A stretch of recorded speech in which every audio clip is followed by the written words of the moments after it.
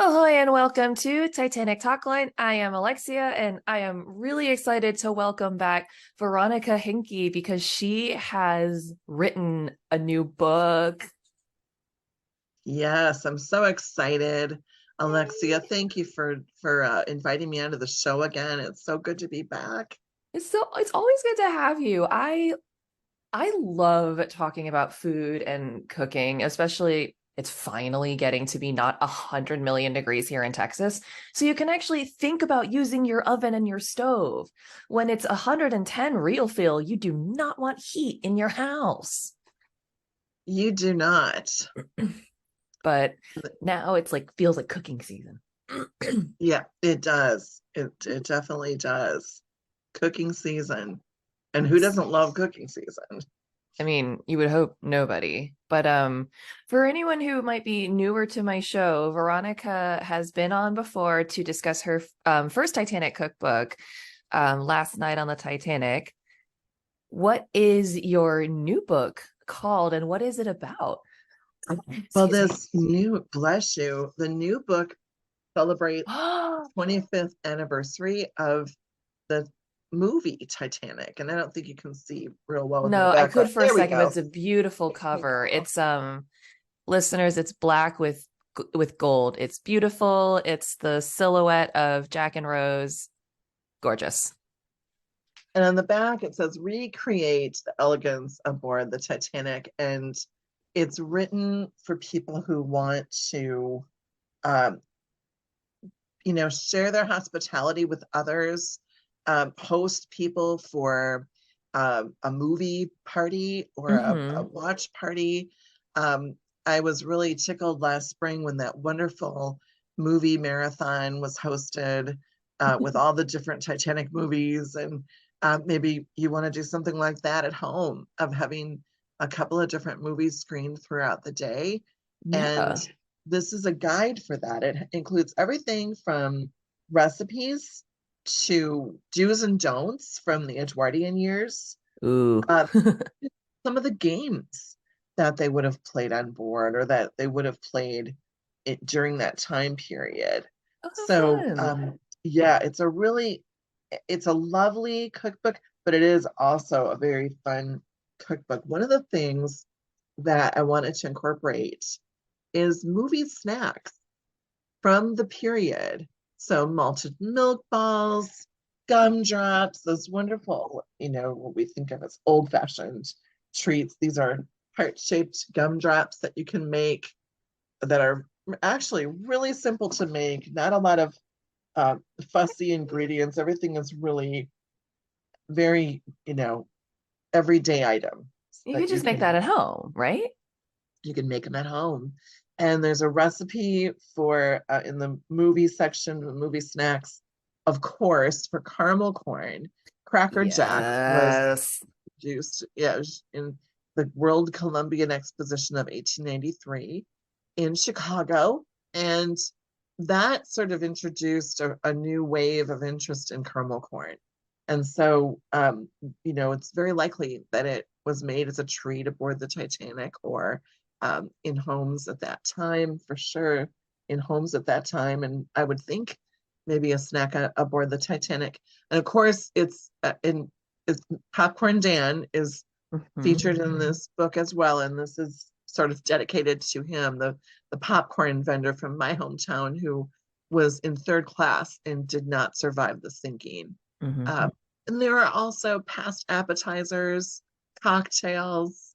There are sweet item, desserts and so forth.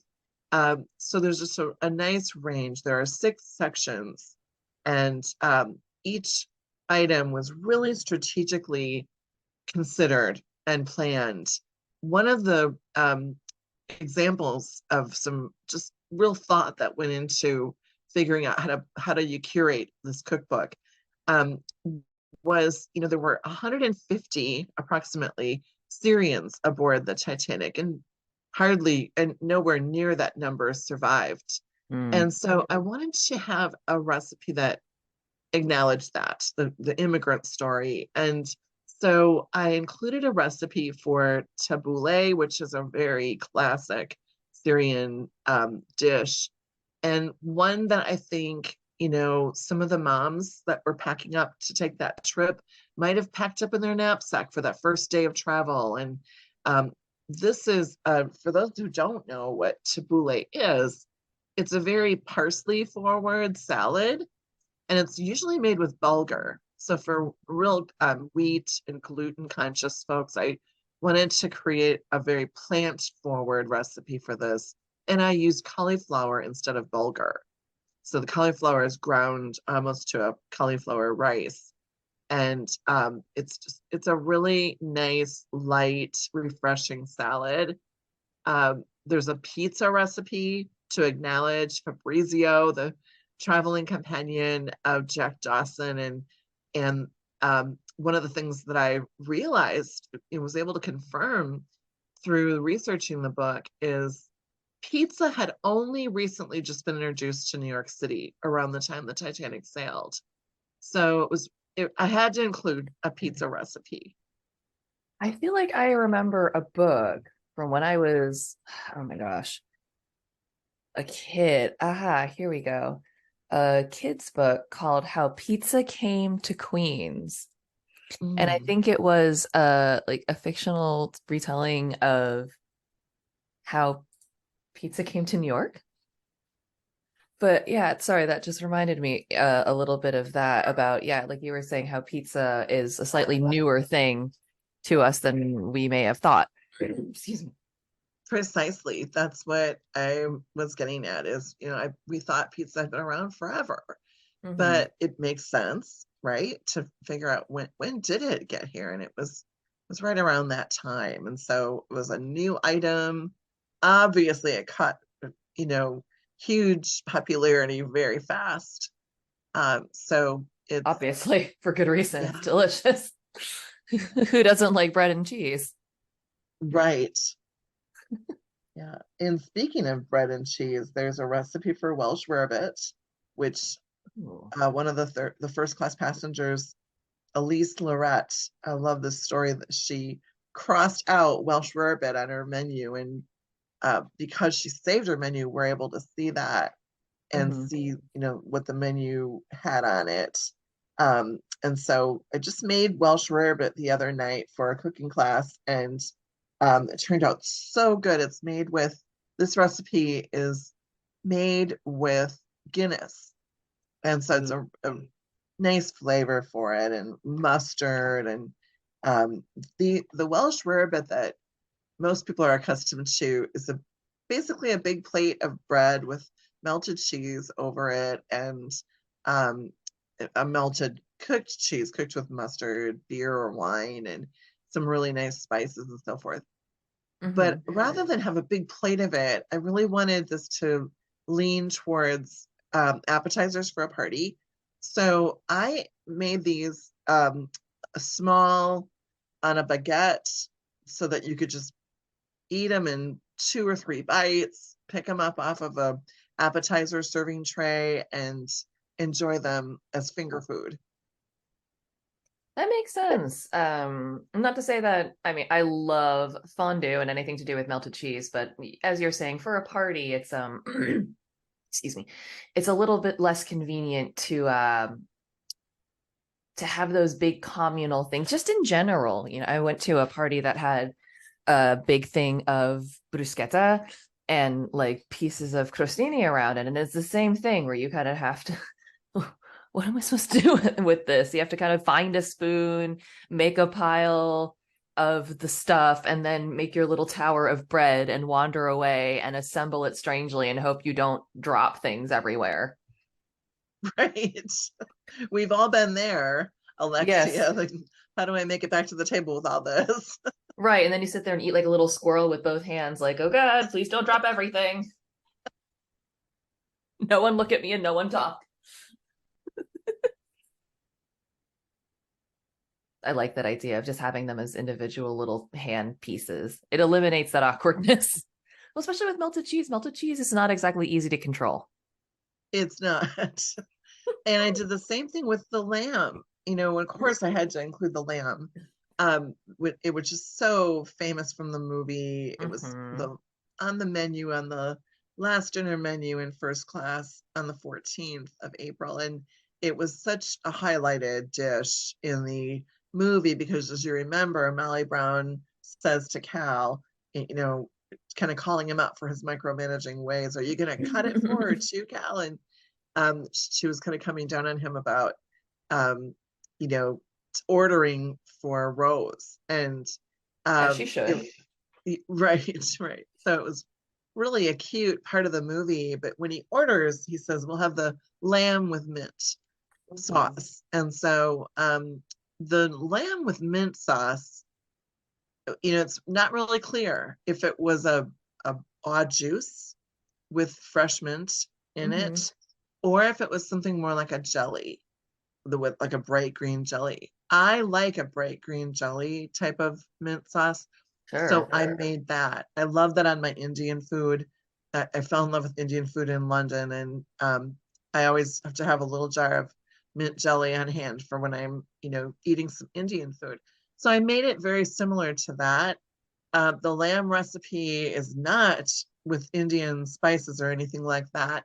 Very basic: salt, pepper, a little bit of garlic minced in on both sides, and you just cook them over the stove top in a saucepan for about 8 minutes on each side. And I recently had to find some lamb chops that were the type that you see behind me, where you can, I have, for the folks listening, I've got a backdrop on my Zoom, uh, where it's a picture of the lamb chops. They look So very good, in case anyone's wondering. didn't those pictures turn out nice? But Inside Editions and Well-to-Know produced the photos, and they turned out so beautiful. Actually, this book is just loaded with gorgeous photos. I'm really excited to see Nice. it. Right, yeah, I can't wait for you to get it, Alexia. And so these lamb chops are great because they're on the bone and they're small, and you can just, like any finger food, just eat them with your fingers, and you don't even need a fork for them. You just, bite them right off the bone, and they're delicious. Um, so they're it's something that I don't want to give too much of a shout out to any one store, but there's a global store that people would recognize right away, where they have these lamb chops. So they're very widely available in most cities, I would say. I really strive for that, to help people be able to find things. Today I was trying to find some purple cauliflower, like I included in the recipe for the tabbouleh, and I couldn't find any. By the way, I substituted radicchio to get that purplish color, Okay. but that was one thing that I thought was probably in every grocery store these days, is purple cauliflower, but it's not. But I really did try to think of that with all the recipes. I feel as though that's a really conscientious thing to do. I've purchased cookbooks before, and I've been disappointed to find that there's a recipe that has something that I just wasn't able to find easily in my region. And in many cases there it's like a dairy or a meat product, so you can't just, go on Amazon. If it's something that you can buy, like a spice or what have you, you can order that online. But oftentimes it's the specialty cheese that you need to order. I'm like, I can't mail order cheese. It's difficult to do. So it's nice that approachability actually weighed into your recipe making decisions. It really did. And simplicity. I don't have a lot of complicated directions. And I really wanted it to be something that everybody could try and feel good about. I was really amazed. I had not made malted milk balls before, and I was determined to develop the recipe. So, like with all these recipes, I tested them 2 or 3 times. And the malted milk balls are really simple to make. You have to order the malted powder, or, to make sure you get the right kind. Something that looks good online when you order it. And then you mix it, you mix it with some uh, melted white chocolate. I never would have thought of that. That's how they mix it. And then these, you melt milk chocolate and dip them in that, and they're sprinkled with a little cardamom. So they're cardamom melted milk balls, but it's so easy. You just roll them in your hands, plunk them into the melted milk chocolate, set them aside to dry, and sprinkle them with cardamom. It's just a piece of cake, and they're nice gifts. I love to give guests something to take with them when they leave, and a little bag of these is a great little treat for your guests to take home with them. I mean, that sounds amazing. I love Maltesers. Like ever since I've had Maltesers, I can't have any other like brand. That's just currently the top of line for me. But I imagine that a homemade one would be better. I got totally hooked on Maltesers in London too. And I definitely wanted to highlight some of my own English culinary experiences. Um, One of the things too that I like to do in every book is highlight the thought that the people that plan the menus put into them.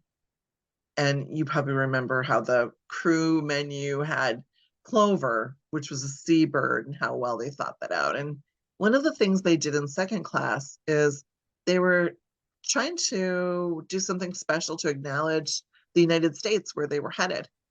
So Mhm. they had basically a Thanksgiving dinner on that last night in second class on the 14th. They had roast turkey with cranberry sauce and stuffing.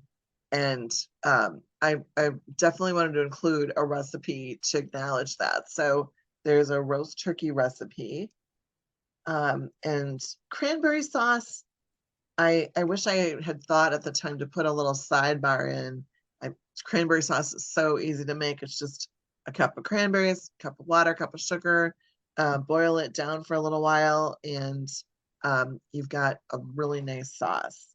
Mhm. So Thanksgiving's coming up, not Yeah. too far away. And so I thought I'd give that a good shout out for people that are, thinking of something special to do for their holiday. I always like to celebrate with things people can learn. And so, there's something for your Thanksgiving dinner table. And then um, moving ahead to spring, of course, that's when the Titanic was sailing. So the spring items were so um, popular on the menus. And one of them was consomme jardinier, which means, garden vegetable consomme. Consommes were very popular in Edwardian years.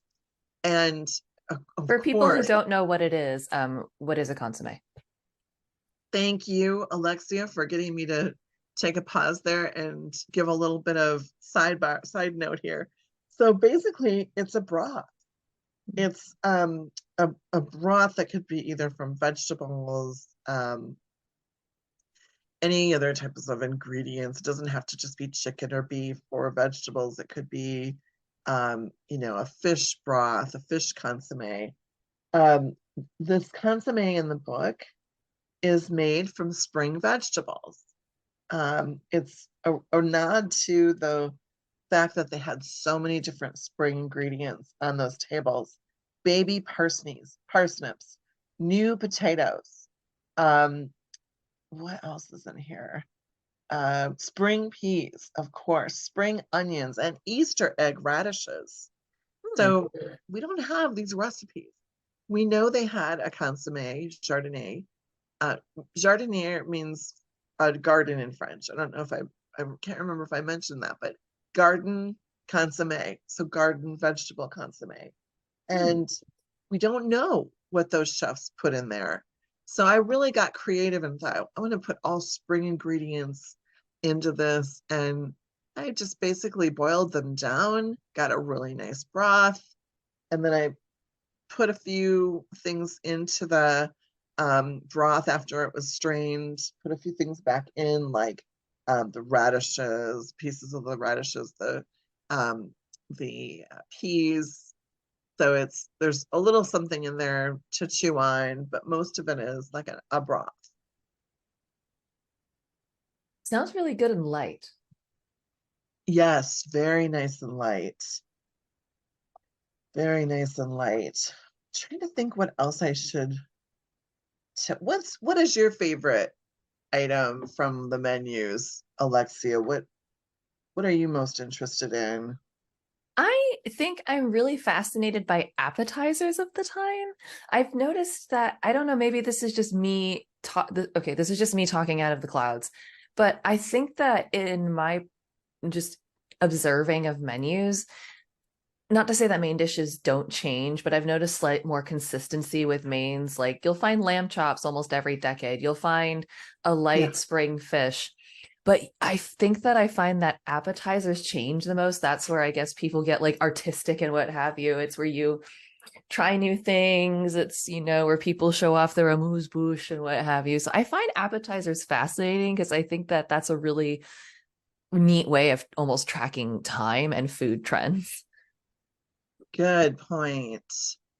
Definitely. And oysters were very popular on the Titanic. And um, there's a recipe for oysters mignette, which is a very nice, light, and bright sauce for them. And I'm going to turn to it here and um, look at my notes for this. Mhm. Um, it's very important to have a really flavorful sauce for your oysters. And have we ever talked about oysters? I don't think you and I ever have. I think we But may have we need briefly to. touched on them under the context of how around this time was when portable refrigeration had come into play, and that really changed kitchens and cooking. Yes, I remember now. We did. And at the time I was working on this recipe, Hmm. it's made with champagne vinegar and a little Mm. bit of finely diced shallot, some sea salt, some sugar, and some peppercorns ground. And that's all it is. You just mix those up and you can put them in a little glass container alongside your oysters. Um, you can put them on a platter full of ice, maybe with a little lip on it, like a pie uh, pie plate, and serve that like that. So I thought I'd mention that since you mentioned you liked the appetizers of the time. I find that interest appetizers and cocktails are interesting because last time we talked about I was asking you to speculate why cocktails had less alcohol back then. And that I still don't know the definitive answer, but I find those sort of things interesting because it just tracks, it shows you how the priority for the experience changes over time. Ooh, Yeah, definitely. what's your favorite cocktail recipe from this book? Well, how it's so hard to pick. I love them all. And let me just think of one that I haven't, that you and I have not talked about yet. I think I Mm. had you extensively talk about the gin and tonic last time because of my friend with the roller derby name. Right, we did talk about that. Did we ever talk about the old fashioned? I don't know, but old fashioned came up Okay. the other day because my boyfriend went to order one at the bar and they couldn't make one, and even I, who don't drink, was surprised. I'm like, it's an old fashioned for flip's sake. What do you mean you don't have it? What? That is surprising because nowadays they're very popular. And they Was it were not popular popular then? then too. Oh, Yes, they. there is one of the core drinks. And I had to include an old fashioned in the book because Jack Dawson is from Wisconsin. He And is. yes, and I don't think there's any more popular drink here. And I live in Wisconsin, so I can attest to this. I think it's got to be the most popular drink here, or at least the most iconic cocktail of Wisconsin. And It's made with whiskey, right? it's sorry, I'm looking at something. No, That's it okay. can be made with whiskey or brandy. You can make it one way or the other. If you like your old fashioned sweet, then you want to make it with brandy. And I like them sweet. Hmm. So this recipe is sweet and it's made with brandy. I'm so glad that we're talking about this because this is good conversation, good stuff to talk about. Um, a slice of orange and a maraschino cherry is a Mm. very classic garnish for this. So that's what is in this um, recipe. And then orange bitters is usually used. I put a ginger twist Hmm. on this old fashioned with ginger bitters and a little bit of sugar, bladder, some lemon lime soda, and then just stir it up in ice. You don't have to shake this one at all. They can be stirred, and they're delicious. And it's a nice toast to Jack Dawson. He was from Chippewa Falls, which is about 2 hours from where I'm sitting right now.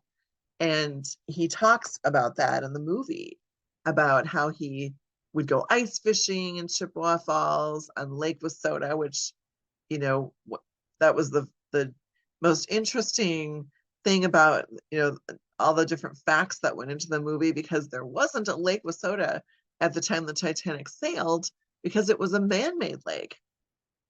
And for all the details that were correct in that movie and were so fascinating, that's one that is really interesting about Lake Wissota.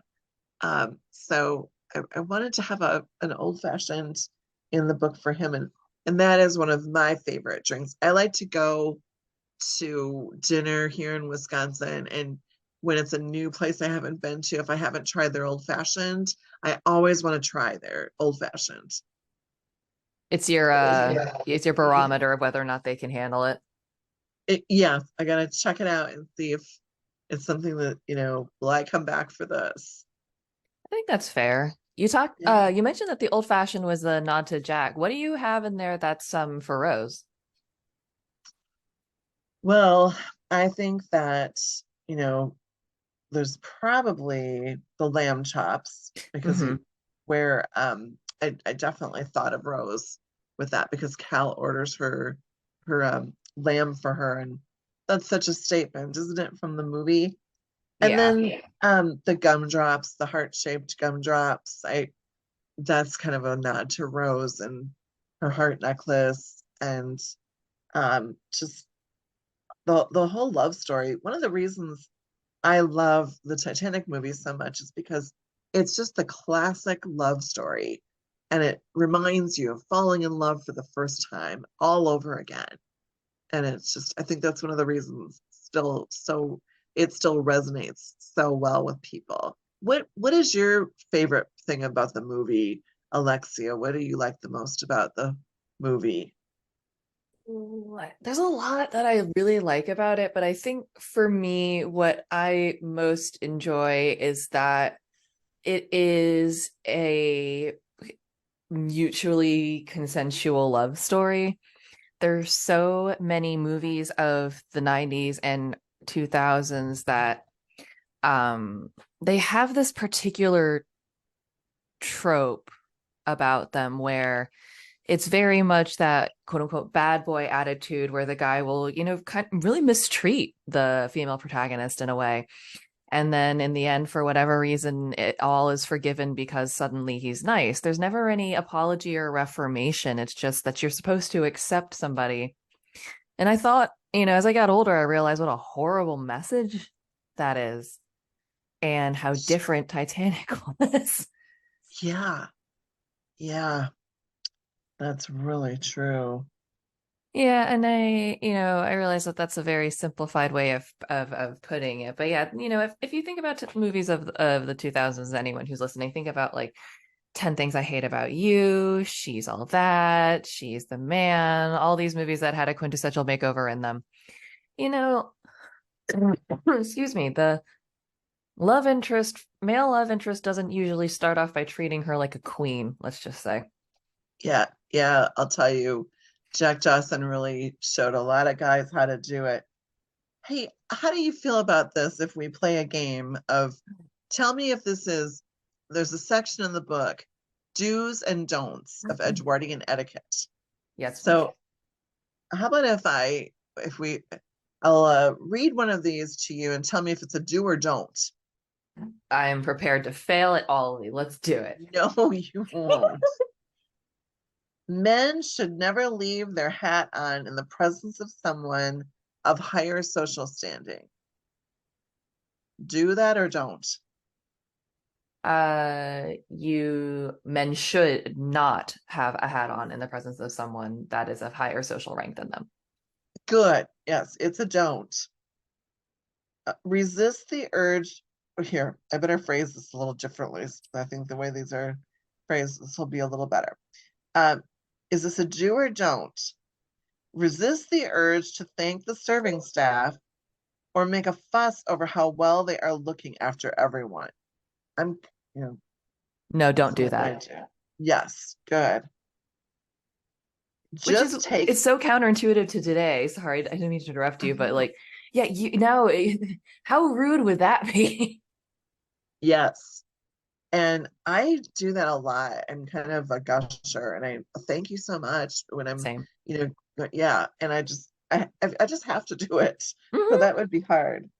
Um, don't set one dish down in favor of another dish. Take a little of everything. This is kind of an obvious one. It's yeah, you should help yourself to a little of everything. Be a grazer. Hmm. Uh, have topics planned for conversation. Keep guests focused on the topics that you introduce. Should you keep your guests focused on the topics you introduce or turn it over to them? I feel like again in modern day society, the answer is to turn it over to them. But in Edwardian times, I think maybe as host or hostess, it was on you to make sure that the conversation was what it should be. Very good. Yeah, it's a do. Wild. I find oh, I mean, I don't think you're gonna know the answer to this, but is it because of the reason I guessed, or it's like this is my party, I am the hostess, it's supposed to stay at whatever status it's supposed to be, so I will guide the conversation to make sure that it stays elevated or whatever? That's exactly what it is. It's kind of on you as the host, hostess, host. And that's your job to make sure that you keep the conversation going in a certain direction. What was a polite what like if because we everyone is want to talk about interesting things. What how are you as a host or hostess supposed to graciously get the conversation back on track? Because I know that again, modern etiquette would just be like, okay, we're not going to talk about this anymore. That's we're done talking about this. You that 1912, you can't just do that. Exactly. And I'm guessing what they did was a very tactful, careful way of saying, and back to what you were saying, Tom, about that lamb, how does, about the way the lamb tastes, Hmm. to kind of transition or maybe you'd excuse yourself and then come back and start the conversation again that way. Excuse It's me, I need to go to fair. the ladies' room, and so you have to be very careful. Um, oh, should a man receive something ahead of the ladies who are with them? Who should be accommodated first? Women. Right. So don't do, men should never receive anything ahead of the ladies who are with them. Um, oh, here's a good one. Do or don't wear gloves during dinner. Oh, I feel like in the movie, he has her gloves on during dinner because she has a bracelet over them. So it looks like people do not wear gloves with the intention of removing them. So you do keep Uh, your gloves on during dinner? you don't. No. Oh, gee. Well, that makes Yeah. more sense actually, because I'm just imagining how much food you would get on your gloves if you kept them on. You wear them until dinner is served. And when dinner is served, you remove your gloves, place them on your lap, and cover them with the dinner napkin that is in front of you on the table. And who would have thought? I never Not would have thought me. you'd have to cover your gloves with a napkin. No, I would have thought more that you would cover your hands, weirdly enough, because the gloves are to cover your hands, but you take the gloves off and suddenly it's like, nope, don't mention those. How soon before a party do you send your invitations? What's I'm think proper? I'm thinking of me setting up Facebook events like 4 months in advance, but I think that that is ridiculous. But I'm gonna say 2 months, just accounting for like mail at the time. You got it. It's 4 to 6 weeks. Good Ooh, job. that still seems like not enough time to me because I Yeah. don't know how long it took for things to get delivered back then, but even now it can take a couple weeks. Yeah. Who goes to the dinner table first? The highest ranking lady or the lowest ranking lady? Who goes to the dinner table first? The the lowest ranking person? Because I feel like when you see things of King Arthur's court, like everyone waits for the king and he's the highest. Good point. Yeah, it's the highest. The highest ranking lady goes to the dinner table. Never mind. I Um, got one wrong. Oops.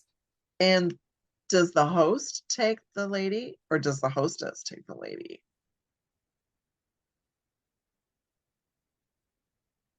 I'm gonna guess that at the time it was proper for the host, Yes, the host takes the lady. which is weird because everything was so gender segregated at the time. You'd think that they would do the same thing there. Or at least I would have thought. Well, this is a good one to end on here. We haven't gone through all of them, but a good sampling. Where does the phrase keep a stiff upper lip come from? A stiff upper lip. Keep a stiff upper lip. I know what it means. I'm going to guess it's for when you eat something you don't like. Exactly. It's to not show too much emotion. You needed to be very restrained. And oh, it would have been so hard for me. That's though that and the no fidgeting thing Yeah. I find profoundly fascinating as an extremely fidgety person and someone whose face betrays them often. Yes, I know. Me too. People say they can read my face. Yeah, it's like I've seen the t-shirt that's like if my mouth doesn't say it, my face will. And it's like, yeah, that's me. I don't think I'd fare well in these, especially the no fidgeting thing. I am sometimes so unaware of my fidgeting that I have to see it with my eyes. Like I'll look down and realize, oh, I've been shaking my leg for an hour and had no clue. How profoundly unacceptable in Edwardian times. Um, do you want to know what the top wedding registry gifts were at the time? Oh, I absolutely do. Can you name any of them? I'm gonna guess that it's something from Tiffany's. It's always Tiffany's. I'll bet a lot of us could be from Tiffany's. So one of the big things was a celery dish. You know how celery was on I didn't the, realize that celery had its own dish. All right. well, it did then when the Titanic sailed in there. I'm sure they had celery dishes on the Titanic, and I included these things so people can entertain at home, according to the period. A silence cloth was used underneath the tablecloth so that when you would set your dish down, like your dish of food to serve, it wouldn't make a big clunk. So a silence cloth. That was That a big wedding gift. that makes a lot of sense. Oh, I just realized I have a singular guess. Irish lace. Oh, I would bet, although I it didn't come across it when I was researching, That is but like the I only thing I could think of. like linens. Yeah. Linens, but I'm also thinking now that probably, as you're saying, like very high-end serving and party wear, like maybe crystal glasses. Yep. Berry sets. Glass berry sets just for your berries. And we don't really have that now. Do we have like a berry set that you can No, I go to don't know. Macy's and buy? I just Googled what a glassberry set. Oh, I've seen these. I've seen people use these, like, I think my grandmother eventually started using these as like ice cream dishes. Uh-huh. Yep. And I know there were a lot years later when depression glass became popular, um there was a lot of that.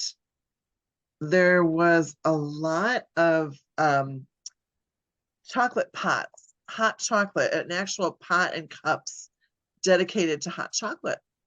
Ooh, So that there were sounds nice. some really things that have been lost in time, right?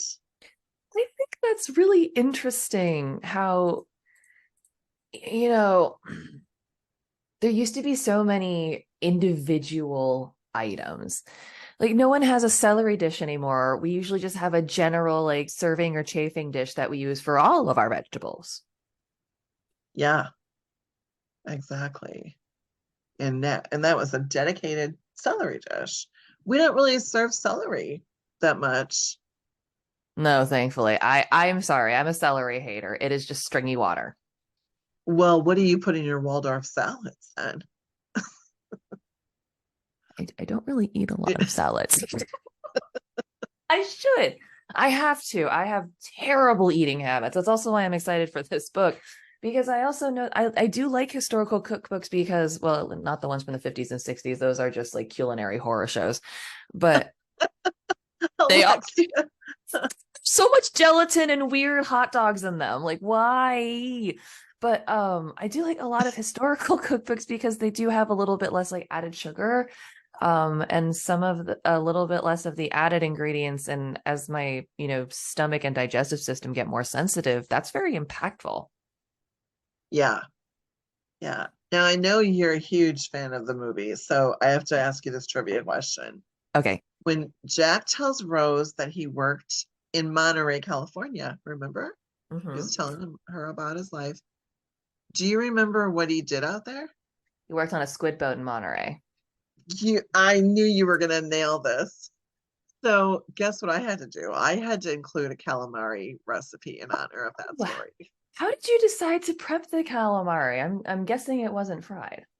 It is, yeah, Oh, and, is and it? breaded, and because there were so many other recipes of like um the sardines with the sauce and Mm-hmm. herrings with the sauce with fresh fish.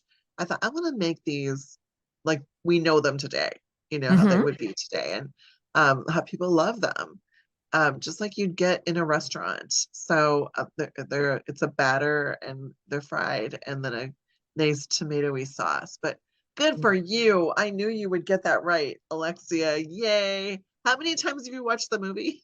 Dozen? Oh, let's not quantify. Let's not quantify things that shouldn't be quantified. A lot. A lot. Many times. And I will also say the dialogue is simple enough where it's pretty easy to remember. Yeah. It's not Yeah. a And whole lot of weird dialogue. Like I don't remember a lot of the dialogue from Inception, for example, because there's a lot of monologues. yeah. Every time I notice something different that I'd Hmm. never noticed before, every time I watch it. So it's exciting. 25 years. I think it gains interest and popularity every year. I think it actually increases in Hmm. popularity. So I'm really thrilled that we can provide this party planner, entertainment guide, and recipe book for people to really have fun with this. For people who don't know, what is the book called and when is it going to be available for general sale? Well, it's called Titanic, the official cookbook, 40 timeless recipes for every occasion, and it came out last week. So it's available everywhere now. And Fantastic. I'm I'm just so pleased. I'm so happy about this because I really wanted to do something when the 100th anniversary of Titanic was coming up. I wanted to be contributing to that in some way. And when the movie was coming up on its big 25th anniversary, I was so delighted to be able to be part of it in some small way like this. So, Yeah, I don't know why my copy hasn't got here yet. I'm gonna go check a mailbox because it looks really, really fun. And I like, again, I want to bring attention to the fact that you brought up that you wanted to make sure that a lot of these recipes were accessible. And I think that that's important. Again, like I love Julia Child. I have a copy of her Mastering the Art of French Cooking. I love making recipes from it, but that's a whole day. You make one of those recipes and that's your whole day. People are so busy now. I don't know anybody who has time for making a meal like that these days. It's a And lot. yeah, it really is. And I'll tell you, I've I'm still making these things. Like I made them from the cooking class on Thursday, and this food is delicious. And it really doesn't take a lot of huge effort or skill to make these things. I think that's important to know. Like delicious doesn't have to mean pretentious. Yes, that's a really good thought to leave on with that idea. It doesn't have to be pretentious. I mean, fresh fish with just salt, pepper in a pan. Yeah. And like we've talked about before, if you're in a rush and you want to do something special and it's, you want to do something for like a Titanic movie that your friend is having, you want to bring something, put together that assortment of cheeses from the lunch menu in first class every day. If something like that is so simple to do, or even if it's just a couple of the cheeses, just something thoughtful like that. It doesn't have to be complicated. Like I went on a cruise this year and some of the appetizers and some of the food were these super complicated dishes where it's like, wow, that's very fancy. And some of them were just simple, nice, classic dishes that you could predict and were good, like a Caesar salad. You don't need to make a Caesar salad crazy. It just needs to be a Caesar salad. Yeah, just a nice salad. Good for you for going on a cruise. Where did you go? We went to Cozumel. Oh, nice. Yeah, it was Good. really That's great. beautiful. I love the ocean. I am one of the I could happily go on a bunch of cruises. I just love being on the open ocean. So I find that fun. I know some people do not. They hate sea days, but I actually really, really like them. Yeah, I do too. Well, I'll tell you what, if you don't receive your book soon, let me know in the next couple weeks or so. I want to make sure that you get a copy. Yeah, and if yeah, I will keep an eye on the mailbox. It's like wrong with mail. But anyone who's thinking about it, I definitely encourage you to pick up a copy. I love the first one, your first Titanic related cookbook, and I love that this one is incorporating the movie because, as I've talked about a lot on my show, the movie is completely valid and people who are fans of the movie should have that space made for them. So, thanks for looping in the movie fans. Sometimes it's nice to have something for a movie night. And not everyone wants to make I don't know, guinea fowl every day. Yeah, Cornish keep it hen, that's what I simple. meant to say. Cornish hens. Yeah, guinea fowl, Cornish hens, same thing. Yikes. Oh, geez. But yes, everyone go find a copy of this. You can get it on Amazon. That's probably the most convenient place for everyone. But I encourage you to check your local bookstore. And if they don't have it, you can ask them to order it.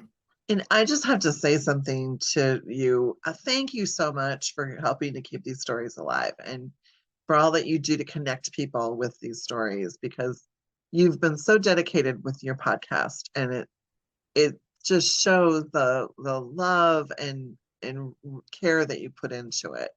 So thank you, Alexia. Oh, I really appreciate that. I mean, every once in a while I have to take a break or so, but I really love getting to talk to everyone about their individual passions and, it's just really fun to meet people who somehow we're all connected back to this thing that happened in 1912 somehow, whether it's through a relative or a love of food. There's just that one little star back there that everyone keeps looking to. Everyone keeps looking to it. So well said. The same star. Same star, second star on the right and straight on till white star. Yes. Well, Veronica, thank you so much for coming on. Everyone go get yourself a copy of her book and bug her via her contact form so she keeps writing Titanic cookbooks. Oh, I sure hope so. I hope I have another opportunity because this has been pure joy. And I'm so glad we got to talk. Me too. And I have a feeling that I will have you on again. This is Oh, becoming I one of hope my so. favorites. Hey, Good, good. I would yes. love that. Awesome. Well, thank you so much for coming on. And I'm looking forward to reading this book.